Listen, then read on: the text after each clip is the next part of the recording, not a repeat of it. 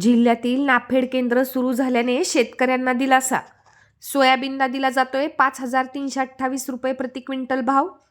बुलढाणा जिल्ह्यात खरीप हंगामामध्ये अतिवृष्टी झाल्यामुळे शेतकऱ्यांचे मोठ्या प्रमाणात नुकसान झाले आहे. नगदी समजल्या जाणाऱ्या सोयाबीन पिकातून बहुतांश शेतकऱ्यांचा खर्चही निघाला नसल्याने शेतकरी हवालदिल झाला आहे. काही प्रमाणात या संकटातून वाचलेल्या सोयाबीनची गुणवत्ता घसरल्याने बाजारपेठेत त्याला कमी भाव मिळत आहे. त्यामुळे नाफेडच्या माध्यमातून हमी भाव केंद्र सुरू करण्याची मागणी शेतकऱ्यांकडून केली जात होती. आता हे हमी भाव केंद्र सुरू झाल्याने शेतकऱ्यांना दिलासा मिळाला आहे. सध्या बाजारपेठेत सोयाबीनला 3,500 ते 4,000 रुपये भाव मिळत आहे, तर शासकीय हमी भाव खरेदी केंद्रावर 5,328 रुपये प्रति क्विंटल भाव मिळत आहे. नोंदणी झालेल्या शेतकऱ्यांची सध्या खरेदी केंद्रांवरती गर्दी पाहायला मिळत आहे.